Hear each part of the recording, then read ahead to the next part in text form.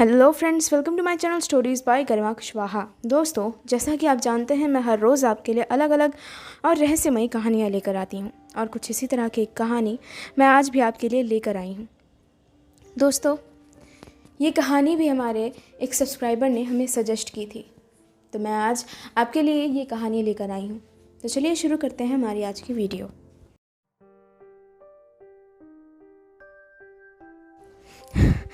वो मेरे बिल्कुल पीछे ही था। मैं उसे देख नहीं पा रहा था, पर महसूस कर पा रहा था। पत्तों की खड़खड़ाहट सुनाई दे रही थी। वो मुझे चारों तरफ ढूंढ रहा था। अगर मैंने जल्दी ही उसे ख़त्म करने की कोशिश नहीं की तो वो मेरी जान ले लेगा। ये सब आज से तकरीबन 2 साल पहले शुरू हुआ था। तब मैं एक आर्कियोलॉजिस्ट होने के नज़रिए से यहाँ आया था। मैंने कई आर्कियोलॉजिस्ट के लेख यहाँ के बारे में पढ़े थे।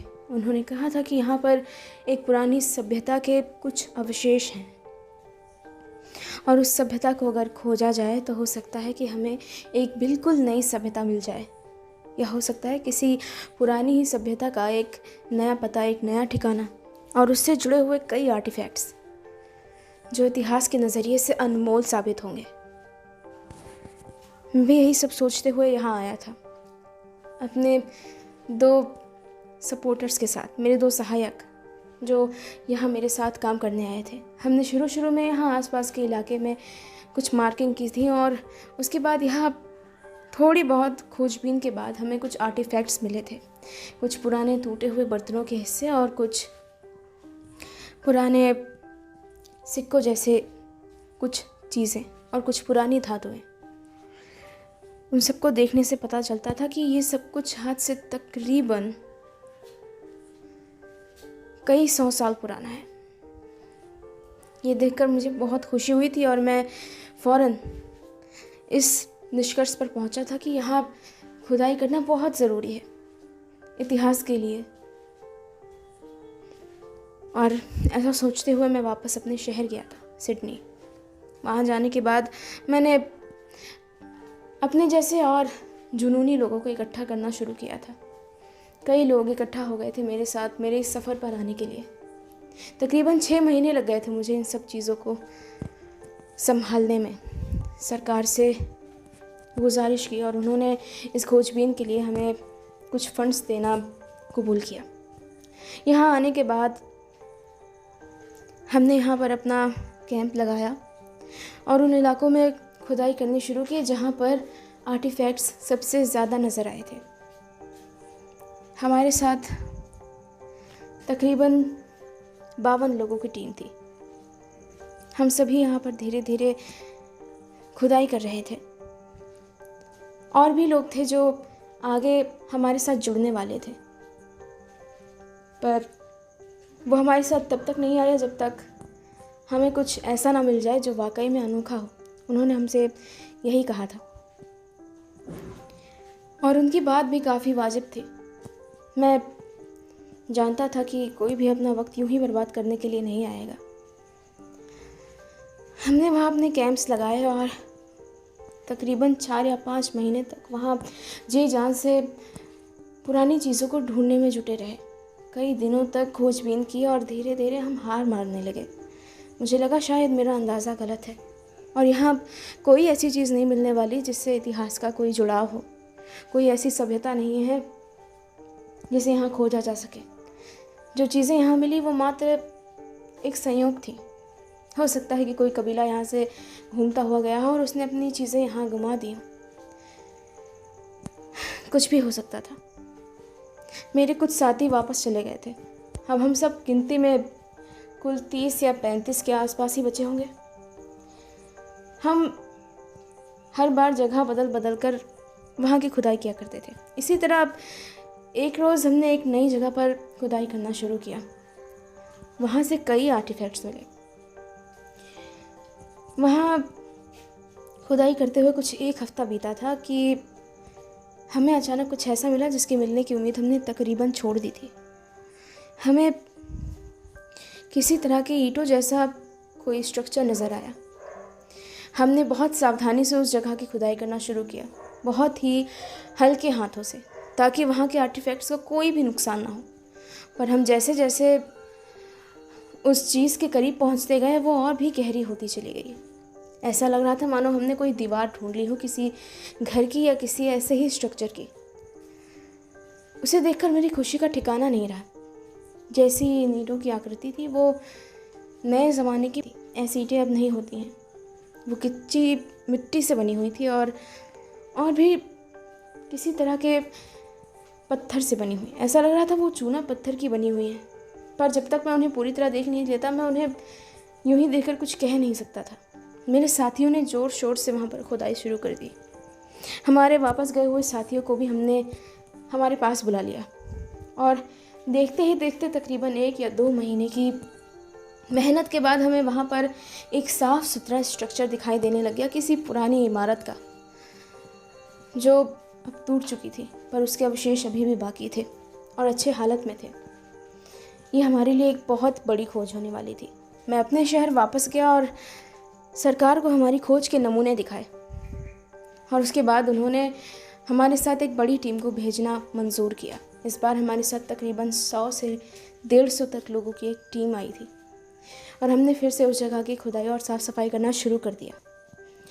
यूं ही ये चीज़ें करते करते तकरीबन 1 साल बीत गया और 1 साल के बाद हम कहीं उसकी नींव तक पहुँचे।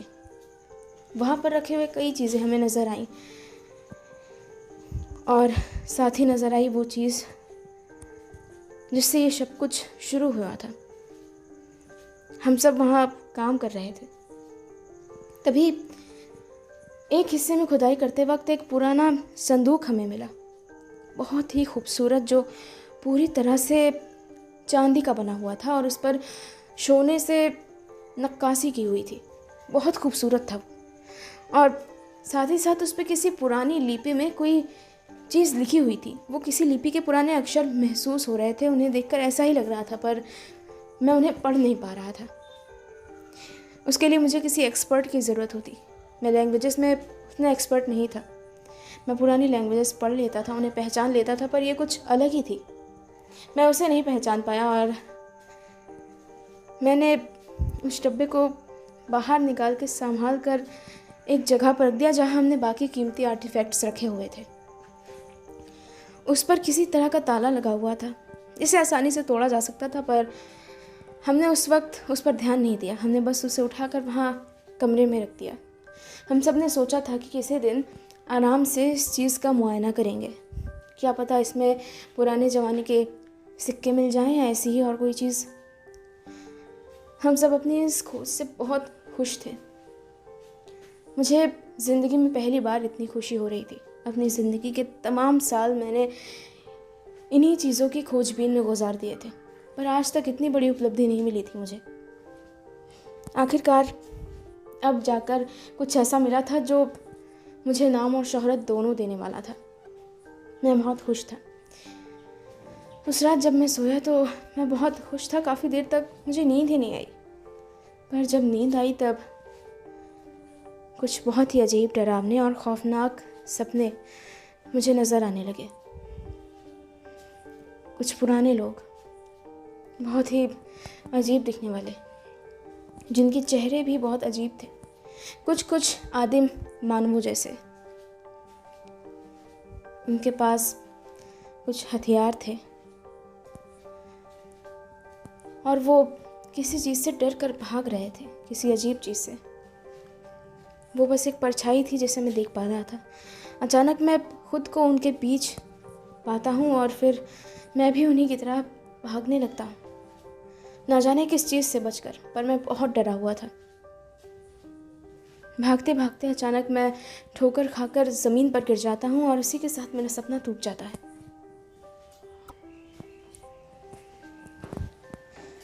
उस दिन के बाद ऐसे सपने मुझे तकरीबन रोज़ ही नज़र आने लगे। ना जाने क्या हुआ, अब हमें आसपास के इलाकों से आर्टिफैक्ट्स भी नहीं मिल रहे थे। एक तरह की मनहूसियत से छा गई थी। लोगों के बीच उत्साह कम होने लग गया था और अचानक ही एक अजीब चीज़ हुई।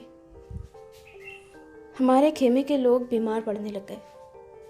न जाने क्यों उन्हें एक अजीब बीमारी हो जाती थी। वो पागल से हो जाते थे और खुद अपनी जान ले लेते थे। हमने उनमें से कई को वापस शहर भेज दिया उनके इलाज के लिए, और हम में से अधिकतर का यही मानना था कि ऐसी विकट परिस्थितियों में रहते हुए वो ऊब गए हैं और मानसिक तौर पर परेशान हो गए हैं। हम सबको यही लगता था। खैर, वक्त धीरे धीरे करके बीत रहा था। हम अभी भी अपनी मेहनत पर लगे हुए थे। एक दिन हम सभी ने मिलकर फैसला लिया कि उस संदूक को खोल कर देखा जाए। अब तक हम में से 3 लोग गायब हो चुके थे, जिनमें से 3 की लाश बरामद की जा चुकी थी। हमने थोड़ी कोशिश की और उसके बाद उस ताले को सही सलामत बाहर निकालने में कामयाब हो गए, बिना उसे किसी तरह का नुकसान पहुंचाए हुए। और उसके बाद हमने उस संदूक को खोला। उसके अंदर कोई ख़ास चीज़ नहीं थी। उसके अंदर सिर्फ एक पुरानी खाल थी, किसी जानवर की लगती थी, पर किस जानवर की ये पहचान नहीं पा रहा था मैं। पर अजीब बात ये थी कि इतने सालों से ये ज़मीन में दबी हुई थी और फिर भी ये बिल्कुल ठीक थी, एकदम सही सलामत। ये बात बहुत अजीब थी। मैं उसे देखता ही रह गया। मैंने सोचा था कि उसे वापस जाने के बाद डीएनए टेस्टिंग के लिए लैब भेजूंगा। उसमें इसी तरह की और भी चीज़ें थी, कुछ जानवरों की हड्डियाँ और किसी तरह की ताबीज़ जैसा कुछ पुराने पत्थर। ऐसा लगता था वो किसी तरह के औजार हैं। मैं काफ़ी देर तक उन चीज़ों को देखता रहा था। उसमें से 2 सिक्के भी मिले हमें, जो पुराने थे इसलिए कीमती थे, और हमने उन्हें बाकी सिक्कों के साथ एक अलग टेंट में रख दिया। मुझे ये देखकर निराशा हुई कि उसके अंदर किसी तरह का खजाना नहीं मिला, पर फिर भी वो अपने आप में एक खजाने से बढ़कर था। शाम हो गई थी। हम सब ने खाना खाया और हम सब आराम करने के लिए अपने अपने टेंट्स में चले गए। अगली सुबह जब हम उठे तो पाया कि हम में से 3 लोग गायब हैं, और टेंट के कई लोगों की मानसिक हालत रातों रात अचानक बहुत बिगड़ गई है। 1-2 नहीं, तकरीबन 12 लोगों के साथ ऐसा हुआ था। ये पहली बार था जब इतने बड़े पैमाने पर यह हुआ था। हमने जल्द से जल्द उन सबको वापस भेजने का फैसला किया। धीरे धीरे हमारी टीम घटती जा रही थी। उन 3 गायब हुए लोगों का भी कुछ पता नहीं चल रहा था। तकरीबन 3 दिनों बाद जब उन्हें ढूंढा गया, तब उनमें से एक की लाश मिली और एक की अधखाई उंगलियां, जो हमें उस जगह से काफ़ी दूर बहती हुई एक नदी के किनारे पर मिली, पर एक अभी भी गायब था। हमारी खोजबीन उसी तरह से चलती रही। हमें और चीज़ें मिल रही थी, पर अब धीरे धीरे उनका मिलना कम होता जा रहा था, इसलिए हमारे साथियों की संख्या भी कम होती जा रही थी।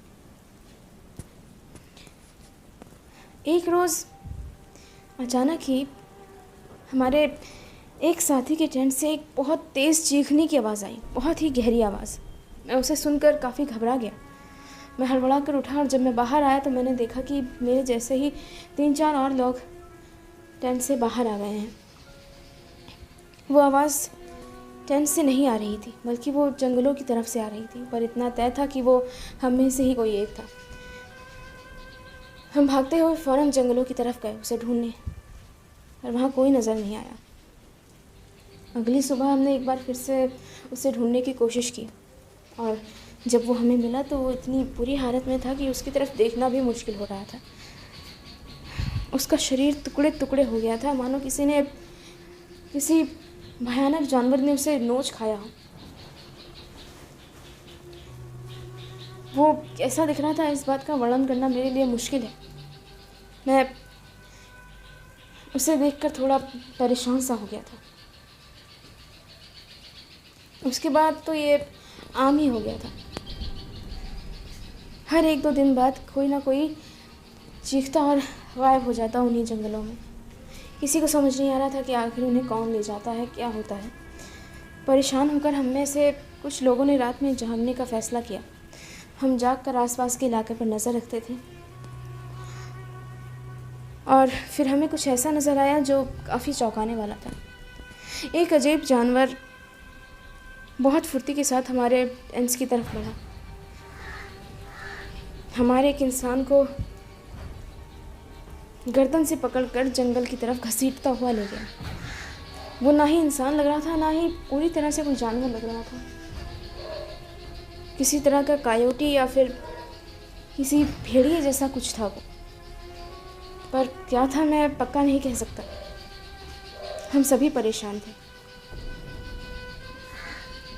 हम में से कुछ ने फैसला किया कि वो शहर जाकर कुछ अच्छी गन्स का प्रबंध करेंगे ताकि हम उससे लड़ पाएँ, और उन्होंने ऐसा ही किया। इस बार हमारे पास राइफ़ल्स थी। हमने उससे मुकाबला करने की कोशिश की और उस पर कई बार फायर भी किया, पर वो इतना फुर्तीला था कि वो गोली चलने से पहले ही गायब हो जाता था जंगलों में। हम कितनी भी कोशिश कर लेते पर हम उसे पकड़ नहीं पा रहे थे। मशालें जली होती थी हर रात, पर जब भी वो आता था एक हवा का झोंका सा उठता था और वो सारी मशालें बुझ जाया करती थी, पता नहीं कैसे। हम सभी घबराए हुए थे। कई दिनों बाद मेरा भी मन इस जगह से उबने लगा। इच्छा हो रही थी अपने परिवार के पास जाने की। बहुत दिन हो गए थे यहाँ रहते हुए, तकरीबन मुझे 1.5 साल हो गए थे, और इन सब चीज़ों को देखकर मेरा दिमाग चकरा गया था और मेरी और हिम्मत नहीं हो रही थी यहाँ और रुकने की। बहुत डर लगता था यहाँ रहने में। मैं अपने सभी आर्टिफैक्ट्स को देखने के लिए अपने टेंट्स के आसपास गया। वो सभी दिखने में बहुत खूबसूरत थे और हमारी कामयाबी दिखा रहे थे, पर जब मैं उस संदूक के पास पहुंचा तब मुझे पता नहीं क्यों एक अजीब घबराहट सी, एक अजीब सिहरन सी महसूस हुई। हर रात पता नहीं क्यों मेरे सपनों में ये संदूक भी शामिल होता था, पता नहीं क्यों। मैंने डरते डरते उस संदूक का ढक्कन खोला और ये देखकर मुझे बड़ा अजीब लगा कि उसके अंदर रखी हुई वो अजीब जानवर की खाल गायब है। कौन ले गया होगा उसे आखिर? कहाँ चली गई होगी वो? वो किसी भी आम इंसान के इस्तेमाल की नहीं है। वो क्या हम में से ही किसी एक ने उसे चुराया है? मुझे ये सोचकर बहुत गुस्सा आया। वो भी इतिहास का एक अच्छा खासा हिस्सा थी। मैं जानना चाहता था कि आखिर वो किस जानवर की खाल है। मैंने फ़ौरन अपने कुछ करीबी दोस्तों को बुलाकर उनसे पूछना शुरू किया कि आखिर ये कौन कर सकता है, क्या उन्हें किसी पर शक है। उन्होंने कहा, देखो दोस्त, पिछले कई दिनों से तो हम यहाँ पर आए भी नहीं हैं, और यहाँ पर आने की बात रही तो कुछ ना कुछ आर्टिफैक्ट्स जोड़ने और उनकी साफ़ सफाई का ख्याल रखने के लिए कोई ना कोई यहाँ आता जाता रहता है। तुम कितनों से पूछताछ करोगे? अब तुम सभी से तो नहीं पूछ सकते हो, है ना? हाँ, सबसे नहीं पूछ सकता हूँ, पर ये ज़रूरी भी तो है। वो वाकई में हमारे लिए बहुत कीमती थी। डेविस, तुम समझते क्यों नहीं हो? रिचर्ड, मैं जानता हूँ कि तुमने अपनी तमाम उम्र इस काम के लिए लगा दी है, और हम पूरी कोशिश करेंगे। शाम के वक्त जब ये सभी लोग फ्री होंगे तब हम उनसे पूछताछ करेंगे। कोई ना कोई सुराग ज़रूर मिलेगा। फिलहाल के लिए तुम आराम करो। यहाँ के हालात वैसे भी बदतर होते जा रहे हैं रिचर्ड। तुम जानते हो ना, हर रोज़ हम में से कोई ना कोई मारा जा रहा है। हम उनके परिवारों को क्या जवाब देंगे भला? मैं चाहता हूँ कि ये खोज अब ख़त्म की जाए और वापस चलो यहाँ से। पर डेविस, तुम जानते हो कि ये सब हमारे लिए कितना ज़रूरी है, कितना अहम है। हम सभी के लिए, हम सभी के करियर के लिए। सालों बीत जाते हैं लोगों को इन चीज़ों की खोजबीन करते हुए, पर इस तरह की सभ्यताएं कम ही लोगों को मिलती हैं। अगर ये हमें मिली है तो ये हमारी किस्मत है और हमारी मेहनत का नतीजा है। हम इसे इस तरह छोड़ कर नहीं जा सकते। थोड़ा वक्त और यहाँ बिता लो मेरे दोस्त। मैं वादा करता हूँ 3 या 4 महीने बाद हम खुद यहाँ से चले जाएंगे। मैं तुम्हें शिकायत का कोई मौका नहीं देने वाला। Davis please. रिचर्ड तुम बहुत ज़िद्दी हो। मैं कुछ वक्त तुम्हारे साथ रुक सकता हूँ, पर अगर मुझे हालात ज़्यादा बिगड़ते हुए महसूस हुए तो मैं यहाँ एक पल नहीं रुकूंगा। मुझे मेरी फैमिली के पास जाना है और मेरी तरह बाकी लोग भी परेशान हो रहे हैं। अगर तुम उन्हें भेजने से मना करते हो तो वो खुद ब खुद यहाँ से चले जाएंगे और तुम यहाँ अकेले रह जाओगे। इसलिए मैं तुम्हें अभी से चेतावनी दे रहा हूँ, यहाँ के हालात बिगड़ते जा रहे हैं रिचर्ड।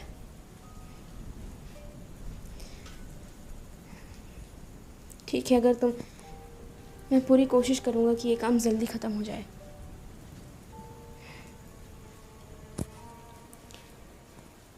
सब कुछ साफ हो जाने के बाद मैं वापस अपने काम पर लौट आया और हमने फिर से आर्टिफैक्ट्स को जोड़ना शुरू किया।